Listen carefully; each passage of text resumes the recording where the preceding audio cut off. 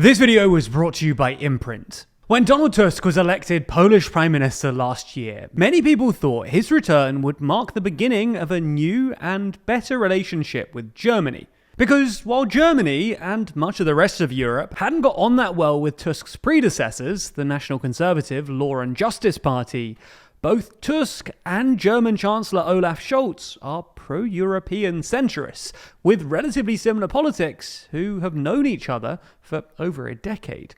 But despite some optimistic signs last year, several more recent events have seemingly caused tensions to flare up once again. So in this video, we'll take a look at the rocky German-Polish relationship, why tensions are rising, and what might happen next. Before we start, if you haven't already, please consider subscribing and ringing the bell to stay in the loop and be notified when we release new videos. But first, let's start with some context. At Poland's election back in December, Donald Tusk's centrist Civic Coalition came to power, ending 8 years of rule by the right-wing Law and Justice Party. Under the nationalist PIS, anti-German sentiment rose steeply in Poland, and in 2021, the PIS's leader even warned that the EU was in danger of becoming a Fourth Reich under German dominance. The PIS also campaigned heavily for reparations for the Nazi occupation of Poland during World War II, which led to the death of nearly 6 million Poles, more than a fifth of its population. So in 2022, Poland's former prime minister demanded 1.3 trillion euros, about a third of Germany's total GDP, in reparations from the German government, which was swiftly struck down by Berlin. On the other side, most of Germany saw the PIS as disagreeably populist and Eurosceptic, and relations between Berlin and Warsaw became extremely tense, arguably the worst they'd been since 1990, when Germany's post-reunification chancellor, Helmut Kohl, caused outrage by saying that he'd refuse to recognize the current border between Eastern Germany and Poland unless Poland promised not to seek reparations. Anyway, when Tusk narrowly defeated the PIS in December, Germany's centre-left coalition government probably breathed a small sigh of relief. With Scholz in Berlin, Central Europe was now led by two centrist dad figures who could seemingly get on with rebuilding trust, leading support for Ukraine, and strengthening cooperation on issues like security, defence, and culture. And originally, it looked like things were going to plan. The revival of the so-called Weimar Triangle was perhaps the most visible expression of this new Polish-German affinity. And many Europeans, as well as Ukrainians, hoped that better cooperation between Germany, Poland, and France would improve Europe's military capacity. In fact, in June, Germany's parliament also voted to establish a German-Polish house in Berlin to create a memorial site for the Polish victims of the Nazi occupation. And in July, Scholz said that Germany was prepared to compensate living Polish victims of the Nazi occupation, which Tusk described as a good gesture. The two countries then published a German-Polish action plan, which set out a number of other cultural ways to improve German-Polish relations, such as through civil society partnerships, the promotion of a joint history textbook, and the reinstatement of the annual Polish-German Award. However, in the past couple of months, relations do seem to have taken a downturn. And as we see it, there are two main issues: Nordstream and Ukraine. The first is Poland's apparent refusal to execute a German arrest warrant over the destruction of the Nord Stream gas pipelines.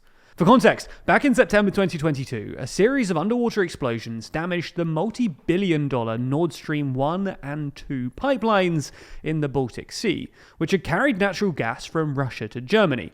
Earlier in the month, it was reported that an arrest warrant had been made by German prosecutors for a Ukrainian citizen, a diving instructor who'd been a resident in a Polish town near Warsaw.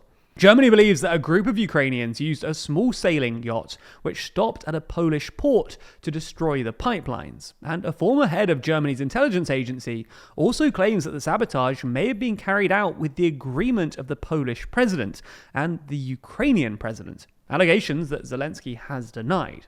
According to the Wall Street Journal, Polish prosecutors at first refused the warrant by claiming that they'd found an error in the German request, and then reportedly sent a letter to Germany saying that the man, named only as Vladimir Z, had already left Poland. Now, none of this went down well with Germany, but things got a lot worse when Tusk issued a tweet essentially telling Germany to, quote, apologize and keep quiet.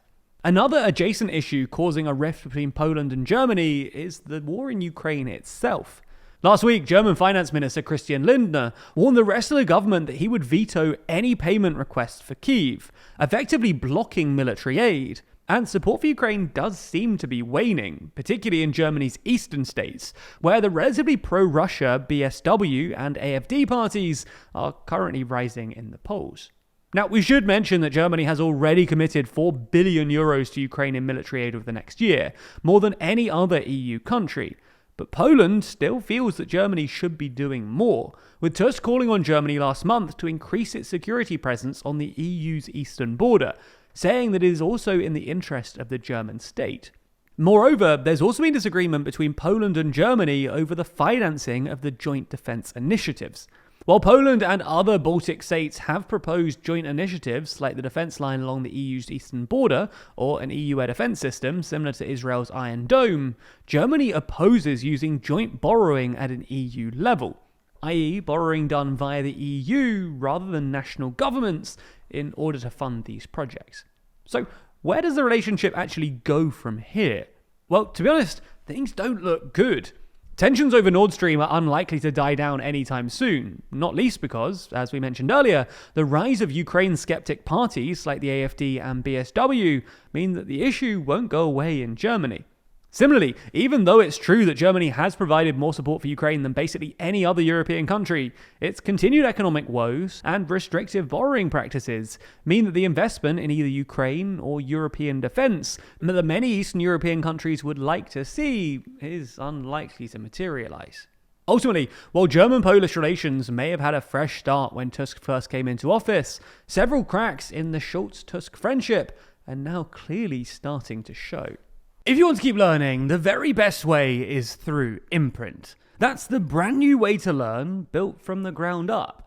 And seriously, unless you've used the app before, you likely haven't experienced something like this. That's because Imprint is beautifully illustrated and animated, creating a highly visual, effective, and interactive learning experience built for bite-sized learning. Now, you can take advantage of their expansive library of courses, book summaries, and articles to learn about psychology, philosophy, leadership, the science of happiness, productivity systems, finance, science, technology, health and wellness, history, and more. Plus, you can learn about these things quickly, with most individual lessons taking just a few minutes to complete. That doesn't mean that it's light on information either, though.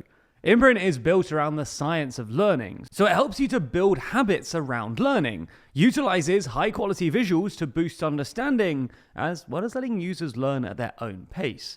Ultimately, Imprint is a way to feel good about your screen time and learn something new, rather than just mindlessly scrolling on social media. So stop doom scrolling and start learning. You can do that by joining the millions of users already learning with Imprint by clicking the link in the description. And the first 200 people to sign up will get 20% off an annual plan. Plus, they'll know that you came from us.